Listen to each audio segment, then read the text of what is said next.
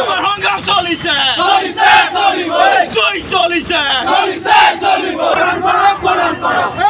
চলিছে সংগ্রাম চলিছে বিজেপি go back বিজেপি মিছলীয়া নরেন্দ্র মোদী মিছলীয়া হিমন্ত বিশ্ব কাম নাই হিমন্ত বিশ্ব কাম আমার তবে আমার তবে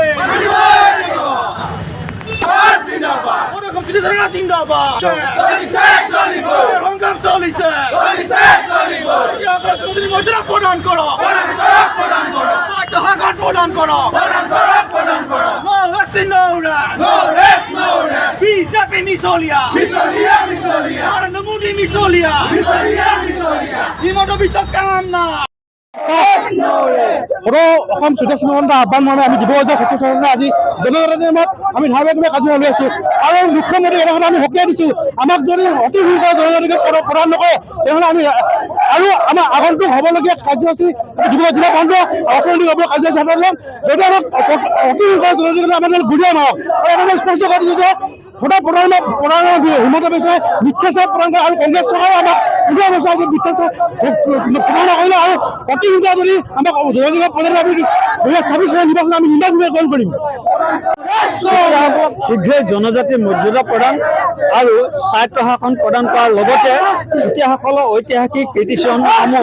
উপযুক্তভাৱে সংৰক্ষণৰ দাবীত আজি আমি সমগ্ৰ ৰাজ্যখনতেই চুতীয়া ছাত্ৰ সন্থাৰ উদ্যোগত ধৰ্ণা কাৰ্যসূচী ৰূপায়ণ কৰিছোঁ আৰু এই কাৰ্যসূচীৰ জৰিয়তে এইখন বিজেপি নেতৃত্বাধীন চৰকাৰক আমি সকীয়াই দিব বিচাৰিছোঁ যে শীঘ্ৰেই চুতীয়াসকলক জনজাতি মৰ্যাদা প্ৰদান নকৰে আৰু স্বায়ত্ত শাসন প্ৰদান নকৰে আগন্তুক 2026 চনৰ বিধানসভা নিৰ্বাচনৰ পূৰ্বে কিন্তু আমি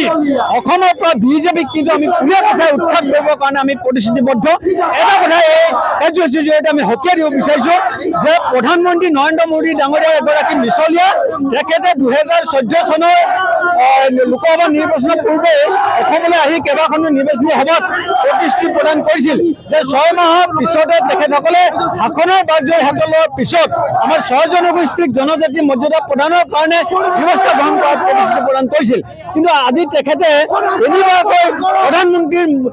আসন অলংকৃত কৰিবলৈ সক্ষম হ'ল তৎসত্ত্বেও কিন্তু আমাৰ চুতীয়াকে ধৰি অসমৰ 6 জনগোষ্ঠীক জনজাতি মৰ্যাদা প্ৰদানৰ ক্ষেত্ৰত কোনো ধৰণৰ কিন্তু গুৰুত্বপূৰ্ণ ভূমিকা গ্ৰহণ কৰা নাই সেয়েহে আমি পুনৰ এই কাৰ্যসূচীৰ জৰিয়তে আমি নৰেন্দ্ৰ মোদী ডাঙৰীয়া আৰু অসমৰ মুখ্যমন্ত্ৰী ডক্টৰ হিমন্ত বিশ্ব শৰ্মা ডাঙৰীয়াক আমি সজ্ঞানী প্ৰদান কৰিছোঁ যদি শীঘ্ৰে আমাৰ চুতীয়াকে ধৰি অসমৰ 6 জনগোষ্ঠীক জনজাতি মৰ্যাদা প্ৰদান নকৰে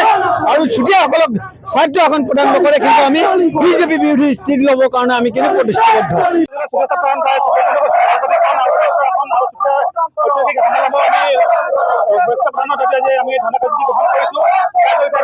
মুখ্যমন্ত্ৰী হওক